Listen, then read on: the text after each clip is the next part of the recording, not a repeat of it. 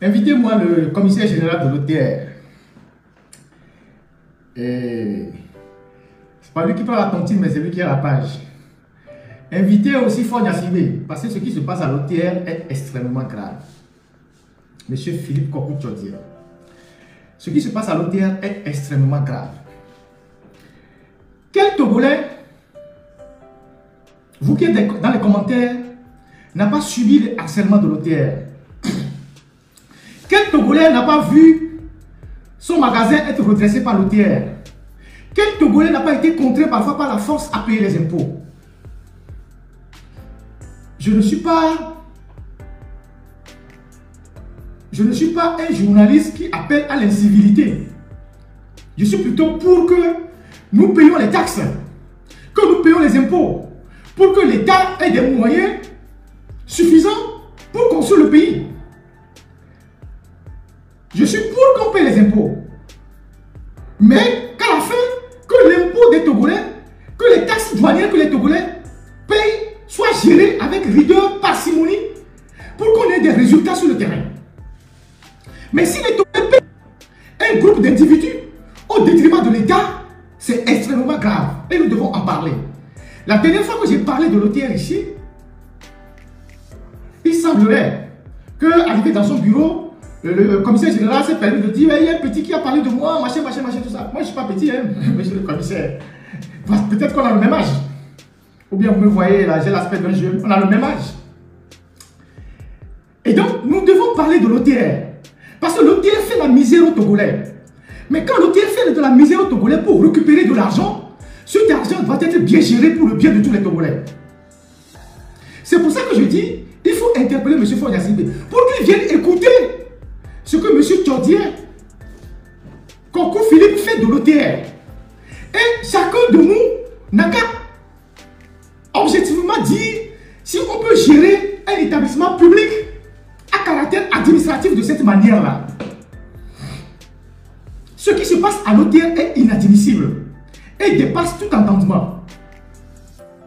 Donc, il faut interpeller Faure Gnassingbé pour venir écouter.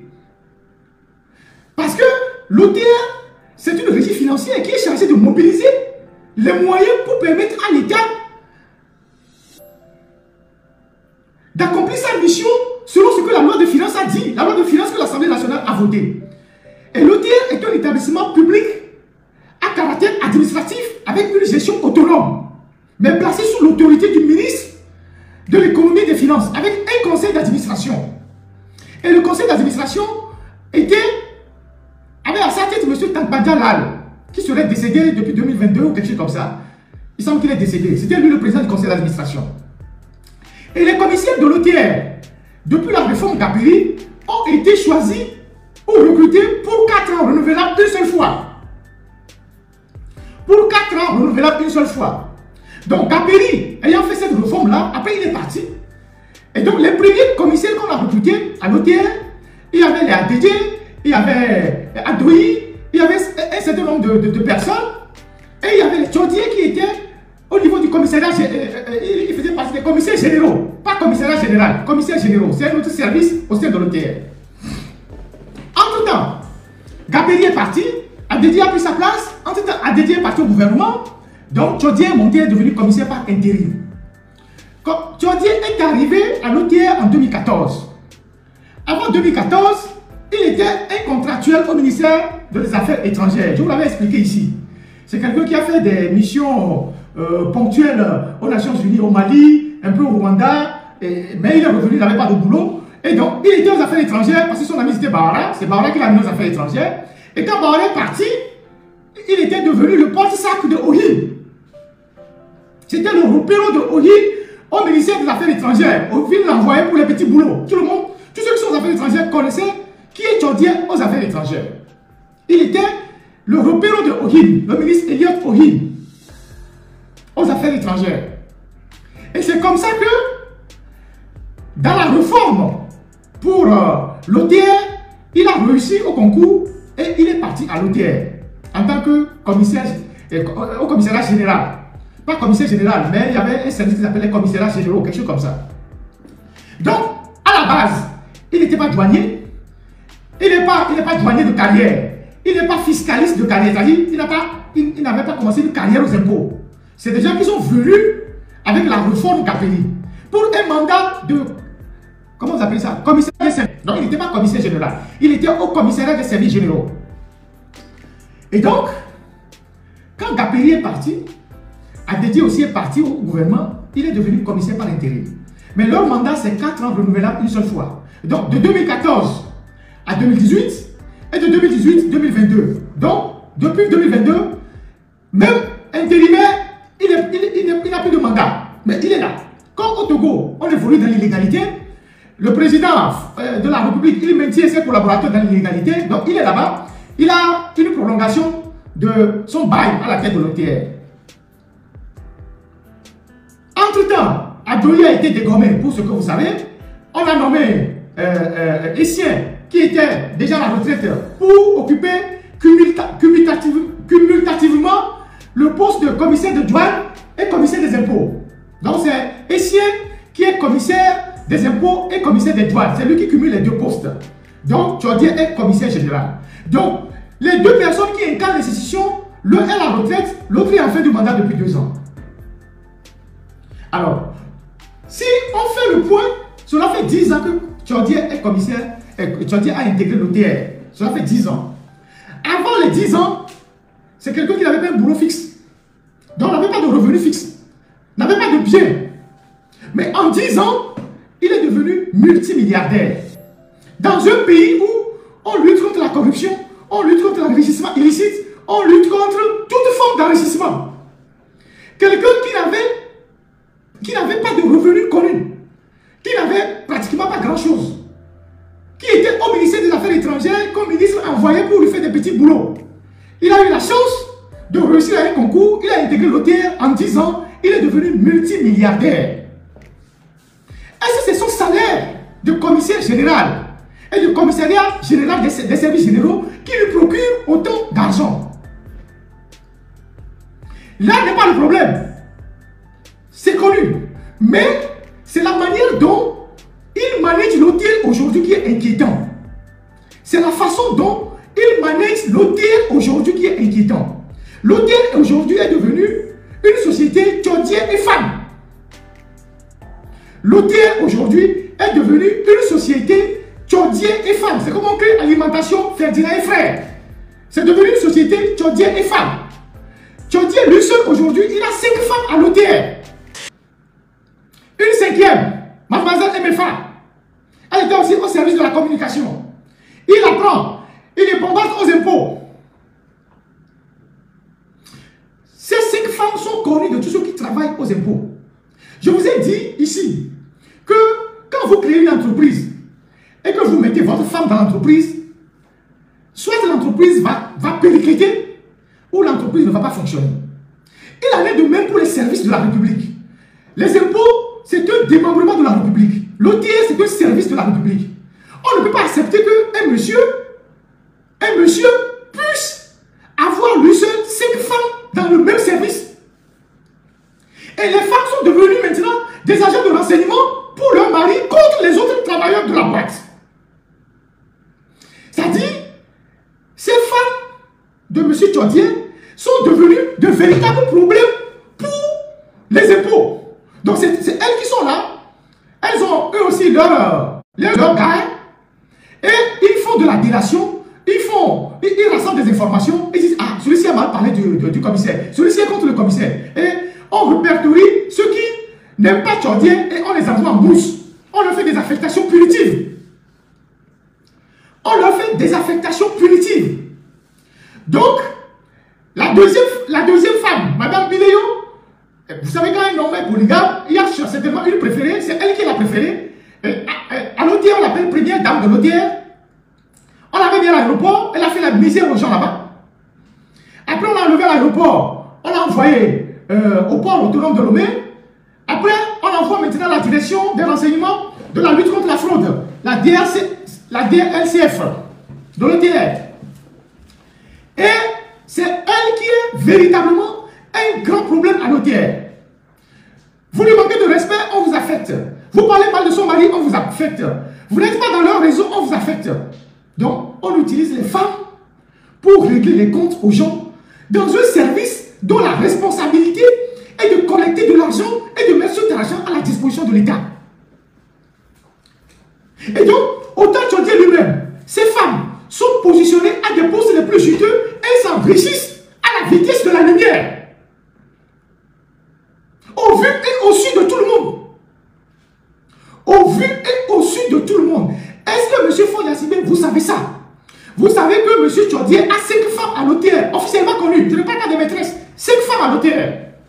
Comment est-ce qu'un directeur ou un responsable d'un service d'État peut avoir 5 femmes dans le même service? Et vous imaginez les conséquences de ce qui se passe dans ce service-là sur l'efficacité même de l'administration. Est-ce que vous savez ça? Est-ce que vous savez que quand une femme de Tchodié dit à son mari d'affecter tel inspecteur parce qu'il ne l'aime pas, ils vont l'affecter. Donc aujourd'hui, l'ambiance à l'OTR, c'est une ambiance de délation, de méfiance, je sais pas, de légalité, tout ça. Est-ce que vous savez ça?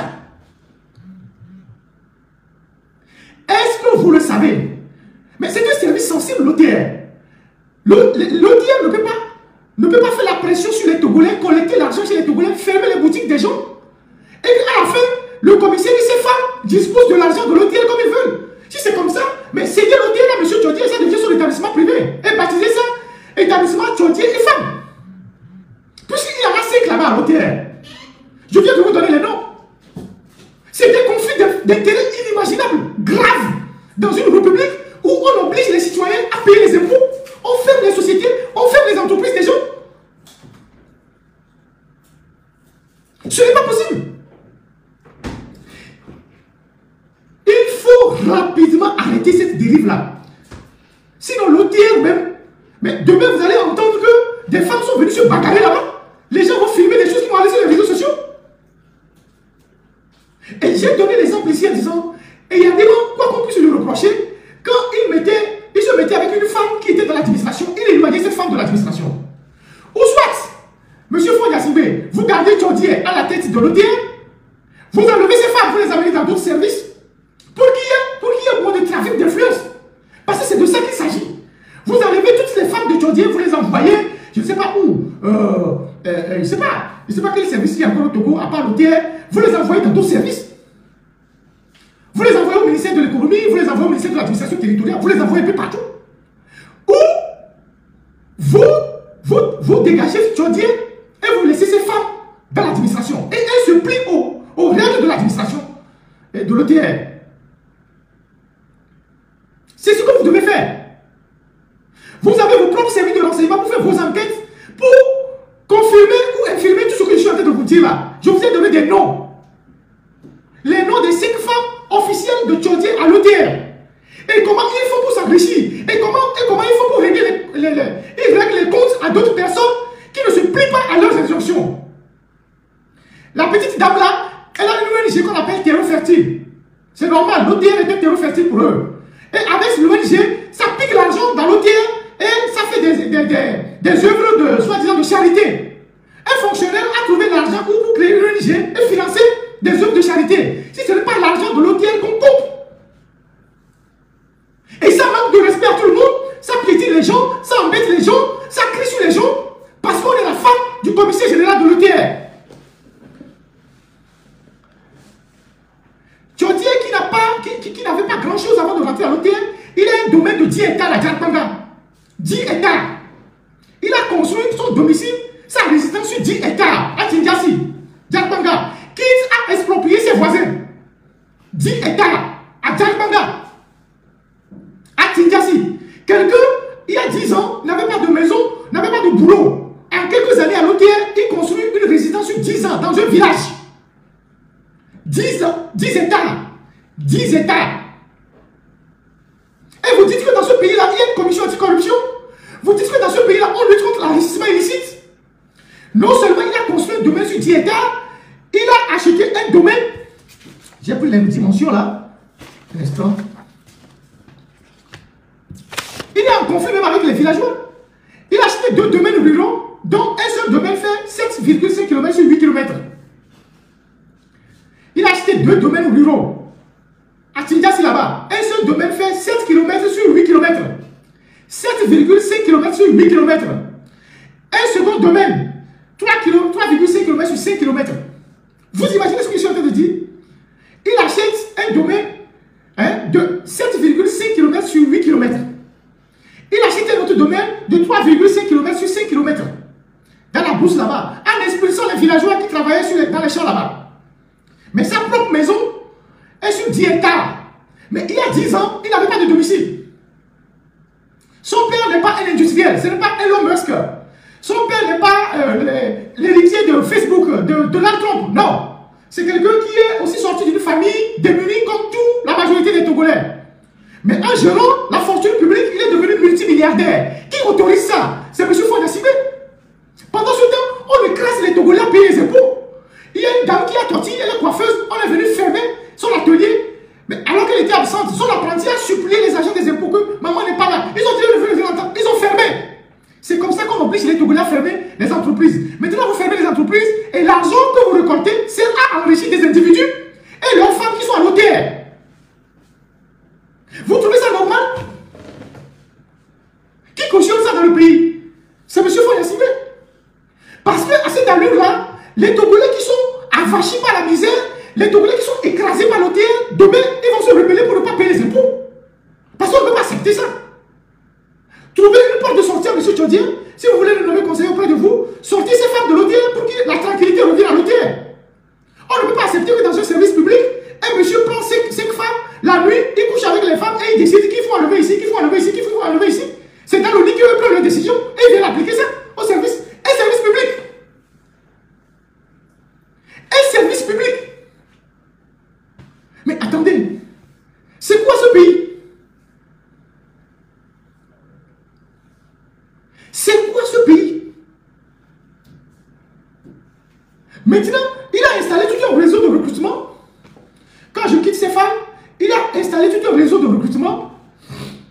Pour vous signaler le live chaque minute sur TikTok là. Je ne sais pas, qu'est-ce que vous attendez de ça? Ça va changer quoi? Moi, je vais dire ce que j'ai envie de dire, je vais tout dire. Vous tirez en l'air. Merci beaucoup. Alors, on ne sait même plus ce qui se passe à l'hôtel en termes de recrutement. Il a lui-même ses propres agents d'appui, donc des chauffeurs qui sont avec lui, des petits coursiers, et du jour au lendemain, puisque l'hôtel a un système qu'il envoie ses cadres ou ses agents avec des bourses au Maroc pour se former, surtout du côté de la douane. Donc, du jour au lendemain, il envoie quelqu'un qui n'est même pas douanier, qui n'est même pas du service des impôts, parfois c'est un chauffeur. Il envoie au Maroc, la personne revient, et puis il fait porter un grade de capitaine ou de commandant des douanes, et on le bombarde, il a conduit, on le bombarde à la frontière de Congéla-Copé, des postes juteux. C'est comme ça qu'il fait les choses. Il envoie des gens au Maroc, des gens qui n'ont rien à voir avec la douane, parce que pour rentrer dans la douane, c'est un recrutement. Les gens qui n'ont rien à voir avec la douane, les gens qui sont, ces chauffeurs à lui, qui sont des agents d'appui, il les prend, il les envoie au Maroc, les gars reviennent, et puis il les bombarde. Commandant de douane. Ça, c'est la première méthode. C'est comme ça qu'il recrute les gens. Deuxième méthode, il envoie les gens des médias pour faire un mois de formation militaire. Des gens qui n'ont rien à voir avec le service des douanes et des impôts. Il les ramène à Lomé, et puis il leur donne des galons, et puis ils sont douaniers, il les affecte à des emplois juteux.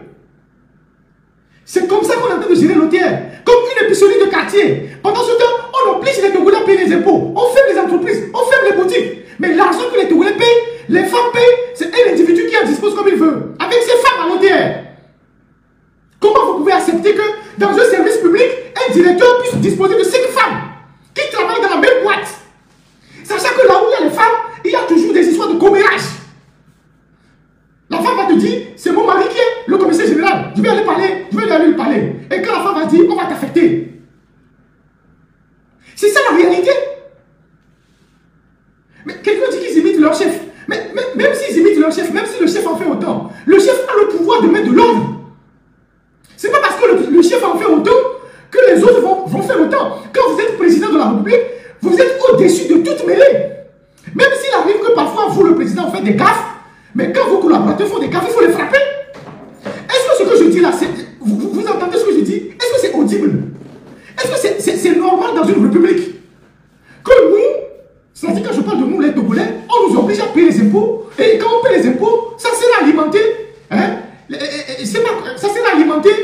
les comptes bancaires d'un monsieur et de ces 5 femmes qui sont à l'hôtel. Vous trouvez que c'est des choses, vous ne voyez pas que c'est extrêmement grave? Vous ne voyez pas que c'est extrêmement grave? Normalement, mais à partir du moment où il prend une femme à l'hôtel, on doit dégager la femme. Pour le bien, pour le bon fonctionnement de l'administration, à partir du moment où il prend une femme dans la même boîte, on doit sortir la femme de là. Bon, il en a pris 1, 2, 3, 4, 5 ans. C'est normal que lui-même il ait une boulimie sexuelle, c'est son problème. Mais si, quand ça crée le désordre dans la boîte, mais il faut mettre fin à ça. Pour la sérénité même du fonctionnement de l'hôtel. Parce que l'hôtel, c'est une boîte très sensible. On ne peut pas permettre qu'un individu le transforme. Oui, les élèves, quand ils ont enseigné les gens, vous les avez exclus. Les élèves là, quand ils ont enseigné les gens, vous les avez exclus. Mais lui, vous avez exclu les élèves qui ont enseigné pour que les établissements aient la sérénité, pour qu'il n'y ait pas de désordre dans les écoles. Vous avez exclu les élèves pour que l'école ait une certaine sérénité. Mais lui, il prend une femme 2, 3, 4, 5 dans la même boîte et il les a fait au poste juteux. Et en retour, les femmes font du commérage pour lui. Ah, mon mari, il y a celui-ci qui a mal parlé de vous, on l'a fait bas. Ah, mon mari, celui-ci a fait ça, on l'a fait bas. Et maintenant, les inspecteurs, les gens sont démotivés. Parce que les femmes de Tchordier sont en train de piller tout le monde à l'hôtel. Mais si vous voulez garder Tchordier à l'hôtel, là n'est pas le problème. Dégagez ces 5 femmes. Ou vous les dégagez et les femmes continuent et se plient à la volonté de la boîte.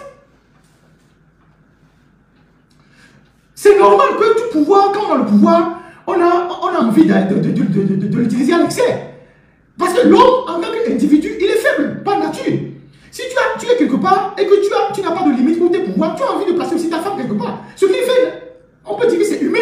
C'est sa femme. Il dit, bon, ma femme est là, dans la même boîte que moi, je la mets où? S'il n'a pas une hauteur d'esprit pour comprendre qu'il gère un service public et qu'un service public n'est pas un bien familial, il va dire, j'envoie ma femme au port, parce qu'au port, il y a beaucoup d'argent. J'envoie ma femme à Ilakondi, parce qu'à Ilakondi, il y a beaucoup d'argent. J'envoie ma femme à Ségbé, parce qu'à Ségbé, il y a de l'argent. J'envoie ma femme à Kodjoviakopé, parce qu'il y a de l'argent. J'envoie ma femme à Mwepé, parce qu'il y a de l'argent. J'envoie ma femme à l'aéroport, parce qu'il y a de l'argent. C'est humain. Mais il n'y a que la loi qui puisse arrêter ça. C'est pour ça qu'on a voté des lois qui limitent les histoires de conflit d'intérêts. Prise illégale d'intérêt, conflit d'intérêt. Comment est-ce que vous pouvez accepter qu'un individu ait 5 femmes dans une boîte qui lui-même gère, est une boîte publique? Et que les femmes sont devenues maintenant, lui, les femmes font du renseignement sur lui, sur ses collègues inspecteurs. Mais arrêtez. Les pauvres Togolais, quand ils font beaucoup d'efforts de l'extérieur, ils envoient des marchandises au pays, on bloque les voitures, on facture les voitures, on leur dit qu'il faut payer, on bloque les voitures au port. Quand vous ne payez pas, on vend ça dans l'abandon. Eux-mêmes, on achète ça. Plusieurs compatriotes qui ont amené des marchandises au pays sont bloqués au port, à l'aéroport. Vous amenez sur une bouteille de whisky, on vous prend des impôts. Vous amenez un ordinateur, on vous prend des impôts. Et quand on peut finir de payer ça, il y a un individu qui dispose de l'argent comme il veut, avec lui et ses femmes. C'est dans quel pays ça? C'est dans quel pays on a ça?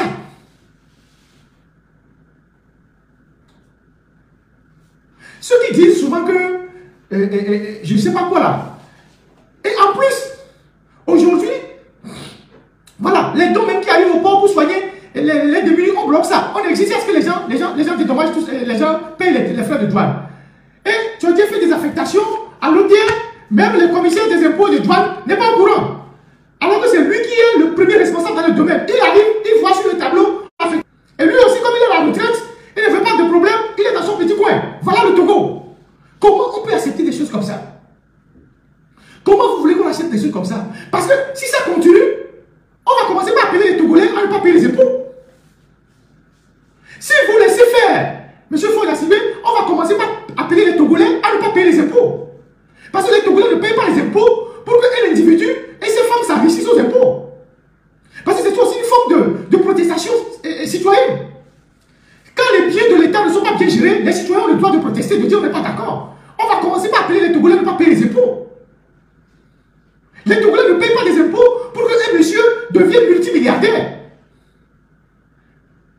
Ce n'est pas normal.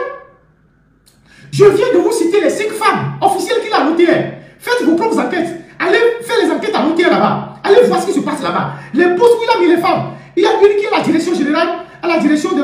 la lutte contre la fraude. C'est une direction stratégique de la douane.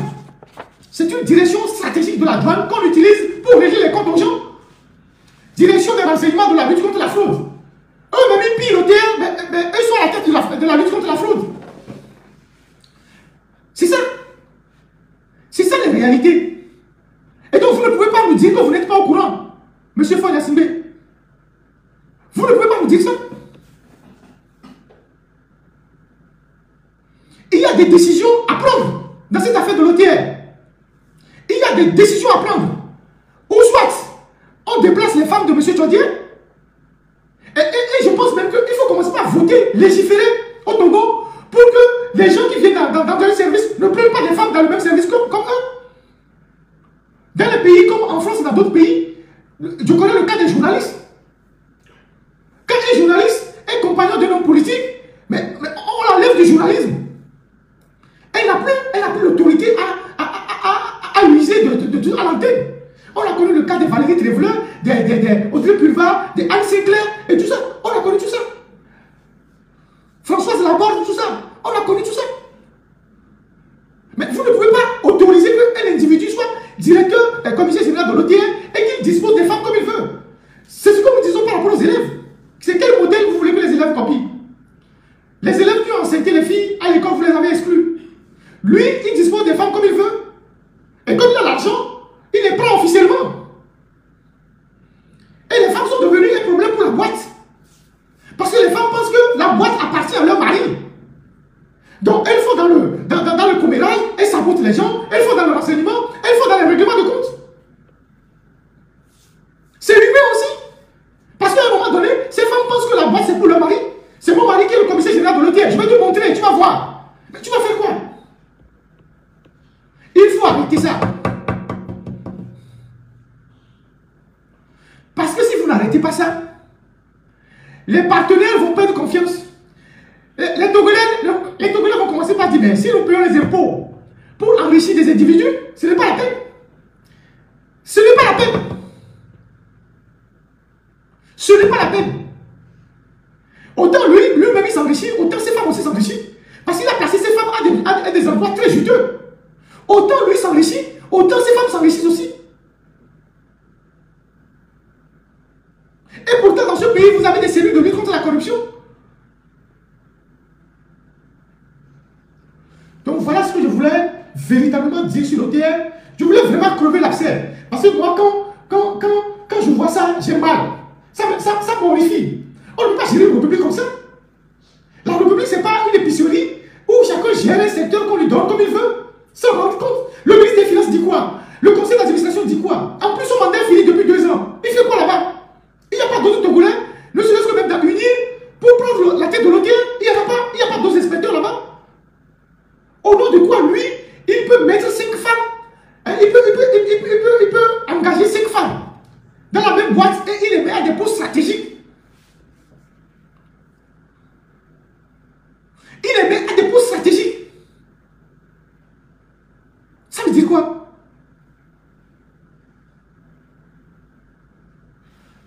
Donc voilà ce que moi j'ai voulu dire sur l'OTR. Il y en a plein, il y a plein d'autres aspects que je n'ai pas évoqués.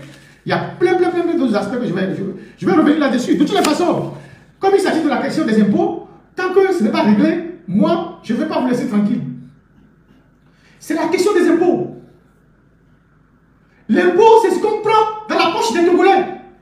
Les frais des douanes. Vous voyez tous ces Togolais-là qui ramènent des bagages au pays, qu'on bloque à l'aéroport, qu'on bloque au port.